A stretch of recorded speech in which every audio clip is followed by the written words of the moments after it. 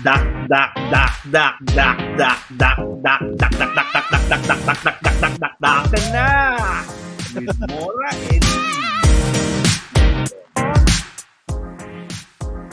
Hello mga basketballera from everywhere across the world and the universe. Again, I am Mora and I am joined by Hello there, I'm EU and welcome to Dakdakan Podcast with Mora and E. So, here we are trying to be happy again. Pero, kakatapos lang ng Gilas versus Italy. So, we're here to actually react to break the game down. Sige, EU, where can we begin? But another day where we were definitely beat by a better team. We lost to an Italy team that I honestly think that we didn't have a chance, but then again, to keep it close is still in itself an achievement. I'm not buying the top 10 sila ganun. Parang FIBA rankings don't faze me at all. Then again, it's just a much better team compared to us. And they hit more threes. They made more threes than what they've made the first two games combined. And even if we played well, it wasn't enough in the end. So yeah, parang feeling ko Brad, parang nasaktuhan tayo ng Italy na maganda yung kissing nila. Doon pa tumapat yung Gilas. Diba? Ganun siya eh. I mean, we did play, I think, what would arguably be the best basketball we have played this entire World Cup series. Pero sumakto lang din sa hindi nagmimintis yung Italy. Hindi ko alam kung nakatikim sila ng Jolly Spaghetti, nakatikim ba sila ng 3M pizza. Pero grabe. Parang lahat na lang naibato nila. Whether libre, whether last second na binato. Hindi mo alam bakit di nagmimintis eh. Well, part of that is they were bound to hit their shots. First two games weren't able to hit their threes. Face Gilas, you make your threes. Same can be said for a player from Angola, if you remember, Goncalves. Yep. He only scored 1 point today, but the last game against us, he hit at least 4 threes. So I don't know if you can even argue that it's no longer magandang gising eh. Baka talagang hindi lang tayo prepared or we're not skilled enough on defense to prevent such shots from happening. So I mean, there were actually rotations that would be also evident. Makikita mo na yung ikot ng bola ng European style of basketball. Medyo hindi pa tayo sanay kung paano i-cover. And kaya rin nakita mo na hindi playable si Junmar kanina. Kasi it's either they attack him after the high pick and roll or because he has to help out, one pass away, lagi may nililibre for 3. So, totoo naman. I mean, as much as how effective Junmar is on offense, doon lumabas din yung weakness niya on defense na pag tinapat siya against smaller and crafty guards, wala, hindi rin niya nako-cover. And kaya Gilas was forced to have Edu at the 5 with Kai and Junmar on the bench. Yep. Had to bring Malonzo at the 4, which worked at the end, surprisingly. Yes. Be able to get stops they needed, but then again, it's another case of too little, too late, and it's ball game. Pero grabe rin yung ginawa ng Italy kanina. Parang lahat na lang ng bato talaga nila tumira ng tres, God bless eh. Yun talaga eh. God bless na lang sa atin eh. Tumapat pa sila sa sa Martes. So, wala na. Tumira ng tres, may pasok na ng Martes. Wala na talaga. Hello, matres. Matres yung Italy. Oh. Matres talaga yung Italy, pare. Sobra. And tayo, sabi nga nung meme, na stress. Actually, by halftime, nung nakita kong lamang na ng Sham, nung first quarter, iniisip ko pa, uy, lamang Gilas ng Tres. Pero, at the back of my head, hindi yung Tres eh. We're still down by 9. Because you needed to win by at least 12 to make it to the next round. So, yung 3-point lead to me, 9 points. Kaya pa to. And then first possession, Renza Bando gets fouled. He misses 2 free throws. They come back with a 3. Wala na. Parang dun parang sinabi ko na, okay, mahirapan na. In the second round, we might as well just go for the win, no matter the margin. So that we get the one win to match Japan when it comes to Olympic qualifying. So, are there any positives from the game you'd like to, if you're taking away from the game? Meron ba? Ako, from my end, ito na yung actually gusto ko sabihin na hot take kanina pa.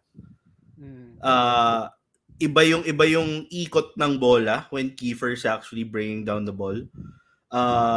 If I may say, with the hit that he was getting, if I may claim that Kiefer's actually the CP3 of the Philippines.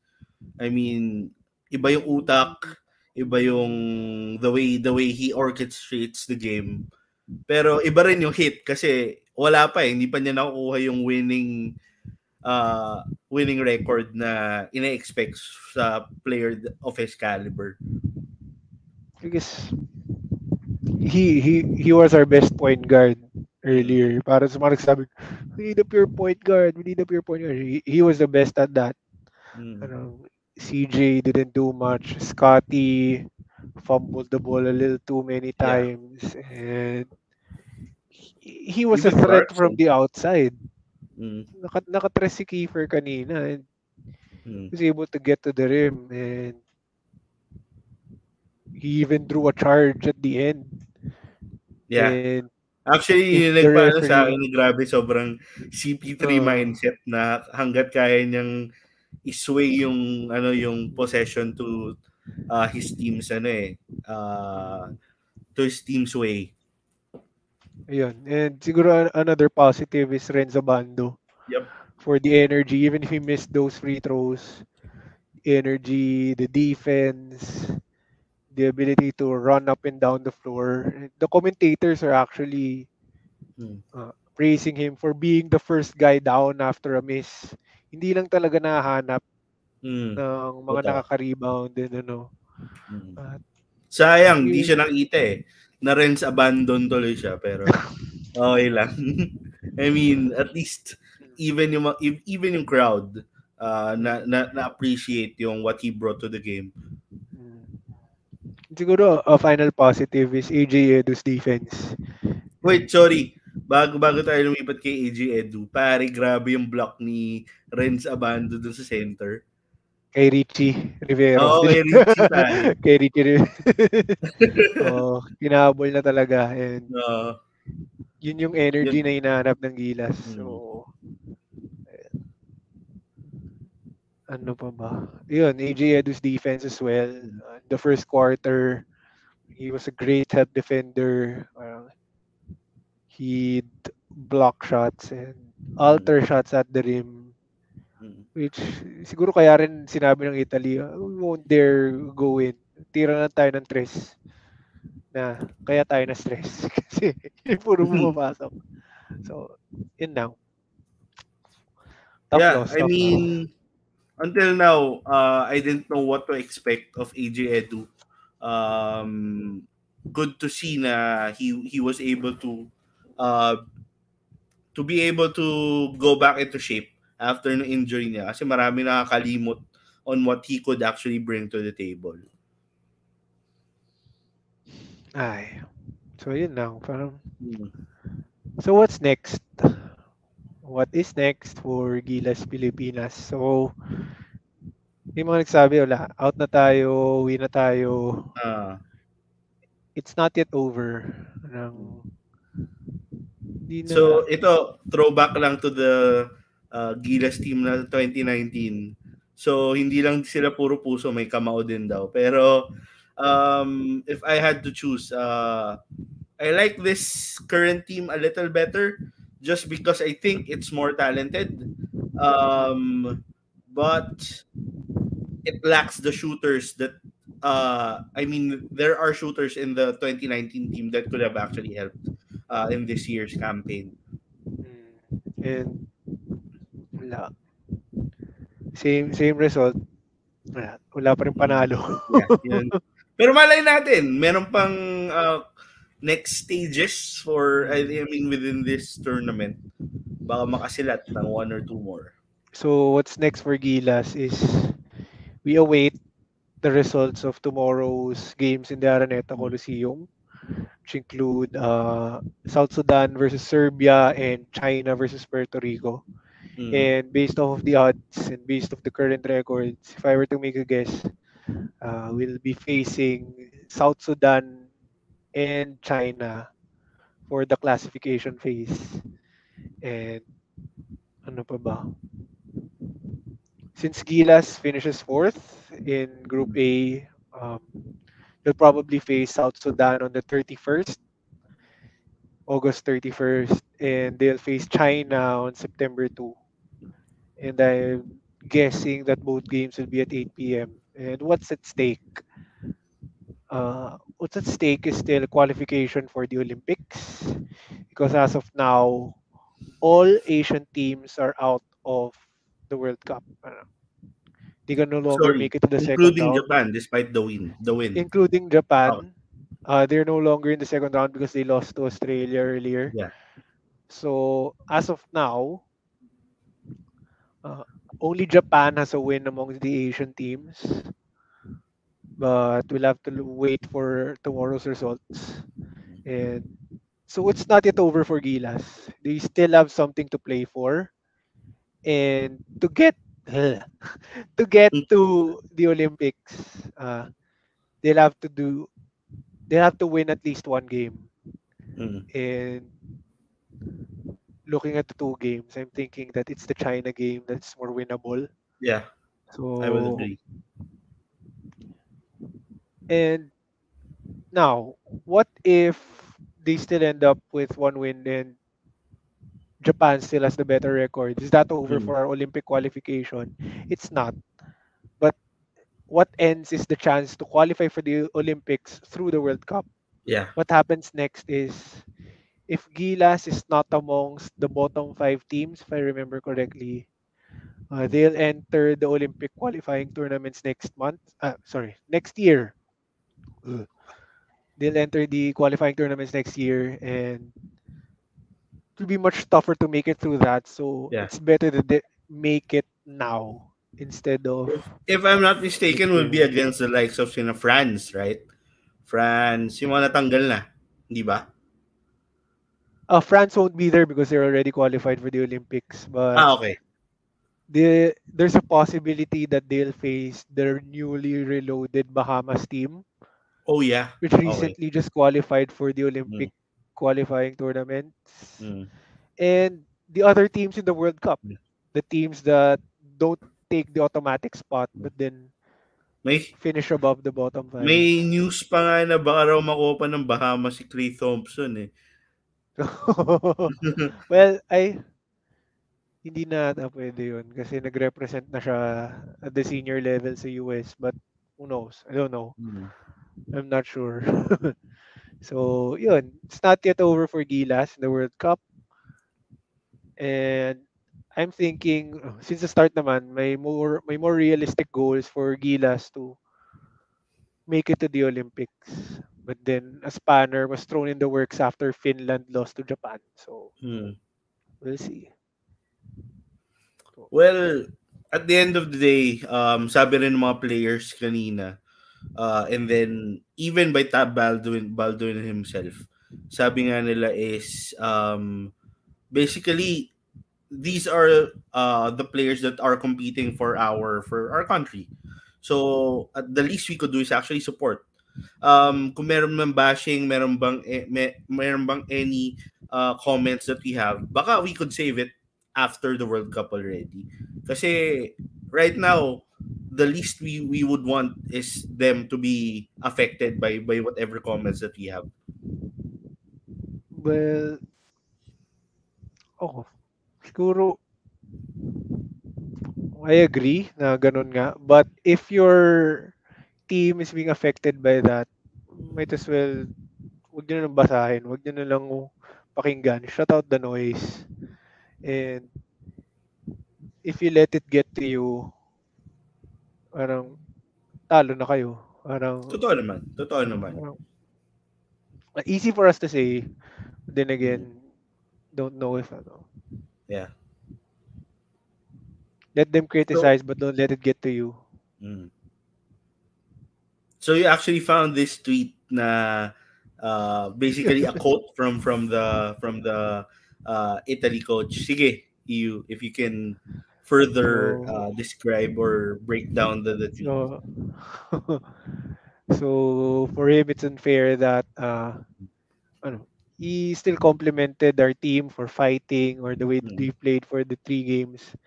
And he wanted to jump after losing to Dominican Republic, but also that he would have been caught by Filipinos or cars due to the traffic. So, sayang. Sana na-traffic na rin sila kanina. Pero, wala. Pero medyo gago din talaga tong coach ng Italy eh, no? Hinahamon nga rin niya ng suntuan si Pacquiao eh for the past few days. So, good luck to them. They're making it to the second round. And they're looking at battling Serbia and Puerto Rico in the next round. So, yeah. Good luck what do you them. think the chances of Italy beating any of those 2 teams? Honestly, I see them beating Puerto Rico. Yeah. Serbia, that's definitely a toss-up. When European teams battle, it's always a toss-up. At least for me. Naman. Yeah, it's really up in the air. Basically, I think they are also familiar with each other's play styles. So, kung sino na lang yung mag-adjust better during the game. And it's definitely exciting.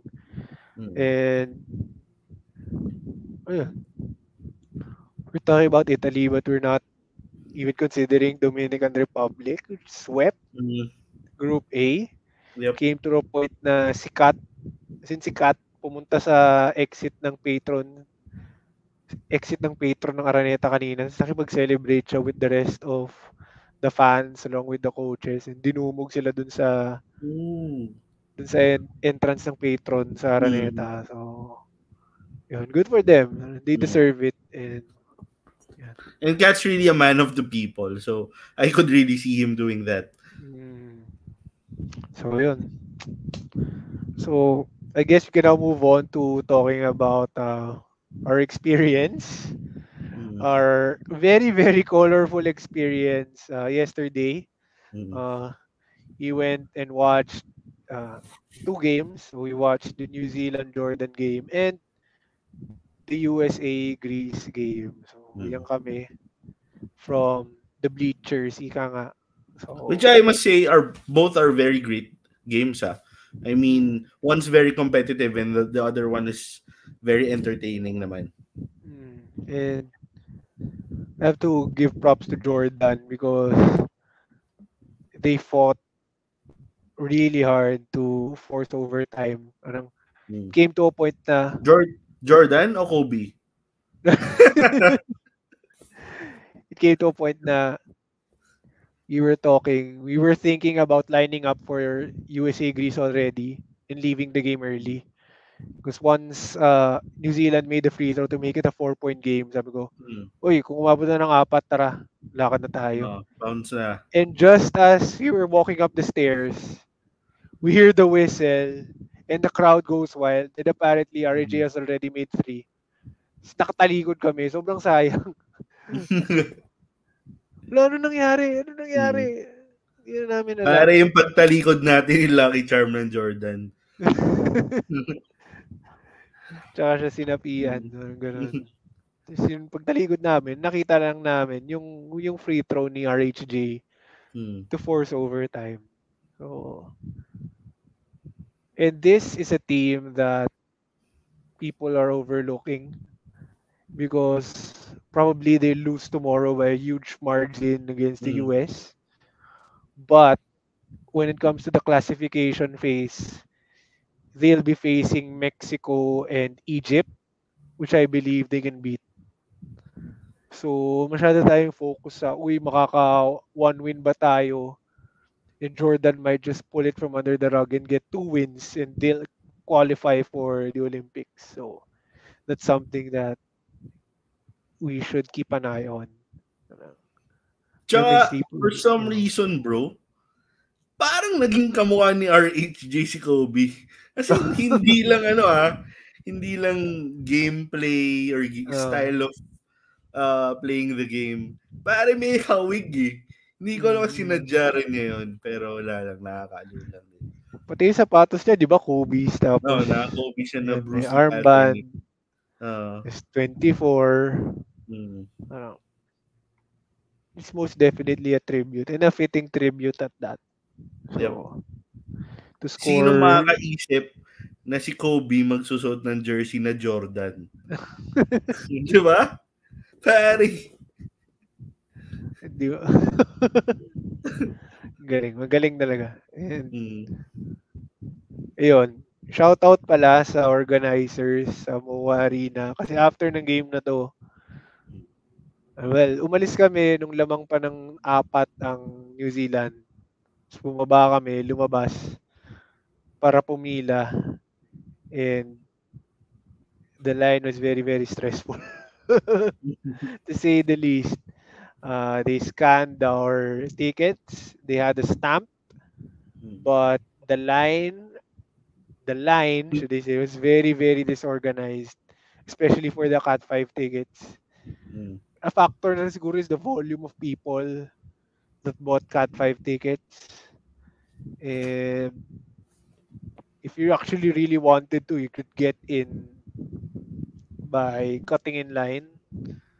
Kasi talagang nag-imbudo, parang ilang pila yun na nag-imbudo papasok sa Coral Way and paunahan din umakyat para makuha ng magandang upuan. So, yun. Came to point na may mga nag-aaway na. Kahit paano, may sinusundan pa eh kasi people were trying to enforce their position. Pero nung nakapasok na ng MOA, wala nang pila-pila, takbuhan na yung mga tao. Parang naghihintay na bigyan sila ng jacket. Ganun.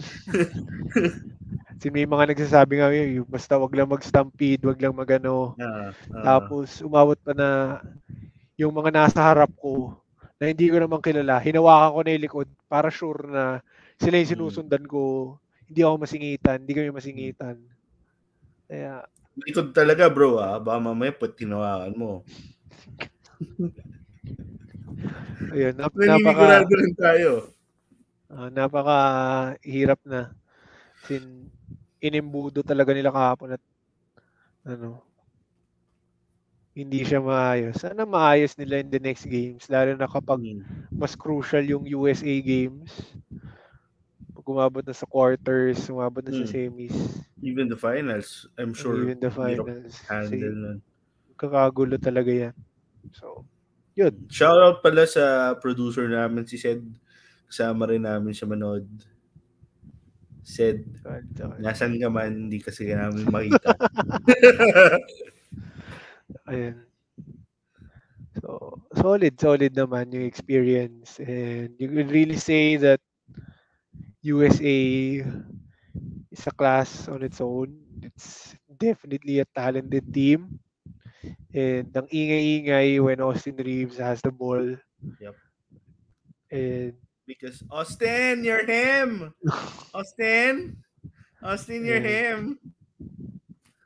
And what else is there to say?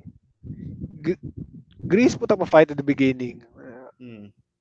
They were moving the ball well. Their point guard was impressive, and even more impressive was Papagiannis. their starting center. He was Yep. cooking JJJ until he was forced out of the game. It was a great game. He, Pero, ang lupit kasi parang hanggang fourth quarter, nag-cheer yung mga tao. mm, Nagwala pa yung mga tao nung first basket ni Thanasis. Tapos after nun, a possession after, parang shit, nakascore na ako. Kunwari injured na lang ako, nagpa-sub out na siya. injured na siya. Thanasis. Yun nga, na-experience din natin yung mula sa section natin nung tumira ng unang free throw si Thanasis, may sumigaw. Nasaan kuya mo? Tapos mula nun lahat ng free throw niya sumisigaw na sila ng kuya, kuya, kuya. Pero wala siyang na-shoot na free throw. Kasi siya yung kuya. Mali yung mga tao. Hinahanap niya yung kuya niya, siya yung kuya. So, ayan. Great experience. Would do it again. Hopefully with better lines and with more on the line. Yeah. Yep.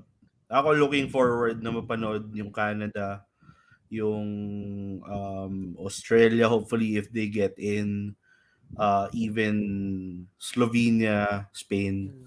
So yun, actually maraming teams ang actually pupunta pa dito in the next few days. So it's really something to watch out for. And yun, if you want to see the next teams, the teams from abroad or the teams that are currently playing in Japan and Indonesia, their quarterfinals will probably on the 6th, so September 6th. And before that, September 5, yun yung maging quarterfinals ng mga teams na nandito. So if you want to look at possibly getting ahead of the curve or getting tickets in advance or wanting to take a gamble, I'd look at those dates. Especially now that the event will be in MOA. And as of now, binibenta na yung tickets and they are readily available. Well, actually, ito yung first time na kung the past years, umaalis yung mga players sa Pilipinas para maglaro sa Japan. Ngayon, naaalis sila sa Japan para maglaro sa Pilipinas. So, ayun. If you want to get ahead of the game and get your tickets now, yun, September 5 will be, quarters of the teams that are here. September 6 will be the quarters of the teams from abroad. So, and if I'm not mistaken, bumili ka na EU, di ba?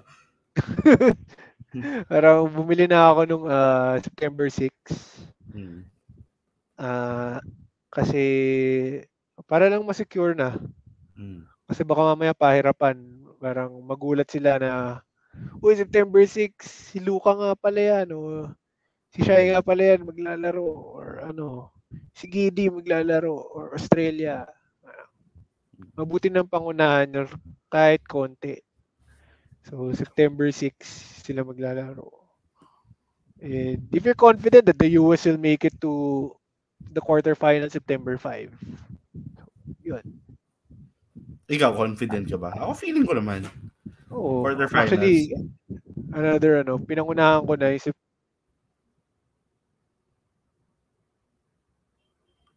Pangunahan ko na, nawala ka, pare. Papangunahan ko na. Hindi ka na namin marinig.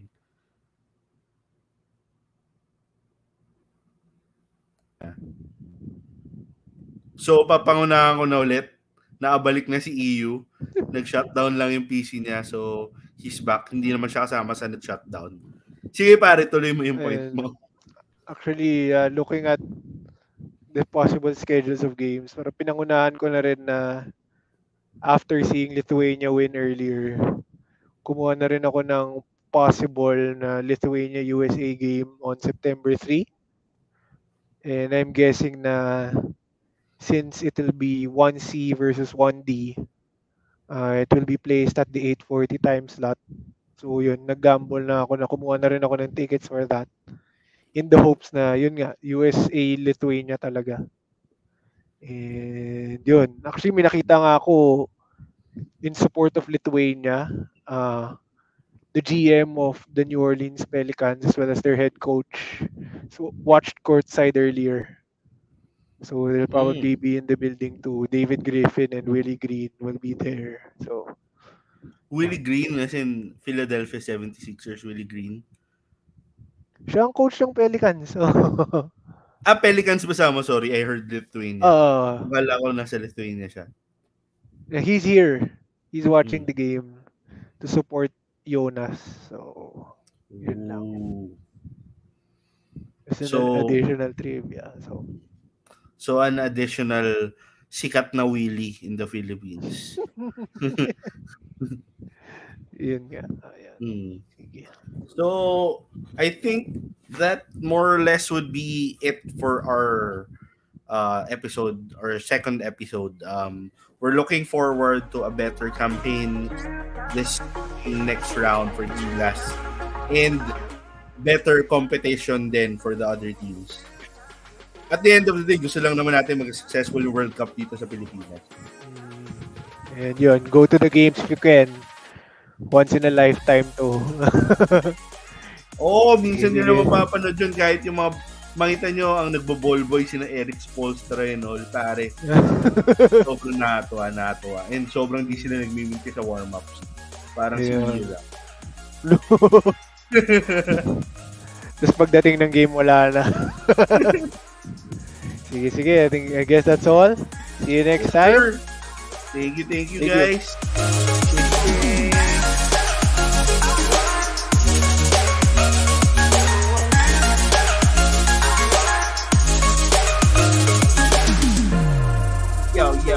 Yo. Goodbye. Peace out.